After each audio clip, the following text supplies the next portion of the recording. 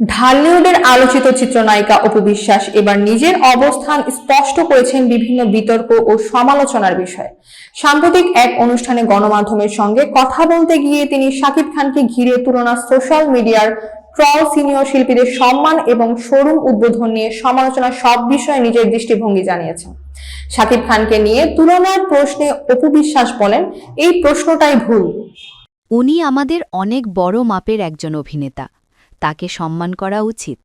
তার অবস্থান অনেক ঊর্ধ্বে। চলচ্চিত্রের সামগ্রিক অগ্রগতি নিয়েই ভাবা জরুরি। তার মতে চলচ্চিত্রের উন্নয়নই সবচেয়ে ইতিবাচক বিষয়।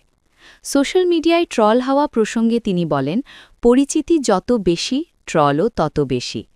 যারা বড় মাপের মানুষ, তাদের নিয়েই ট্রল হয়। রাষ্ট্রনায়ক থেকে শুরু করে পরিচিত মুখ কেউ রেহাই পায় না। পরিচিত মুখ ব্যবহার করেই ভাইরাল কন্টেন্ট তৈরি করা হয়। অপু বিশ্বাস বাস্তবতার সঙ্গে মানিয়ে নিয়ে ট্রলকে নেন।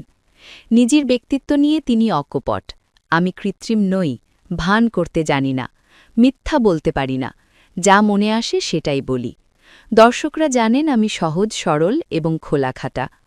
শোরুম উদ্বোধন বা ফিতা কাটাকে ছোট কাজ বলে সমালোচনার বিষয়ে অপু বলেন, কোনো কাজই ছোট নয়।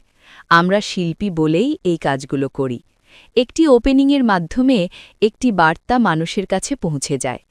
সব মিলিয়ে অপু বিশ্বাস স্পষ্ট করে দিয়েছেন, তিনি কারও সঙ্গে প্রতিযোগিতায় নেই। তার কাছে সবচেয়ে গুরুত্বপূর্ণ বিষয় হল শিল্প, সম্মান ও সততা, এবং এটাই তার প্রতিদিনের কর্ম ও দর্শনের মূল ভিত্তি।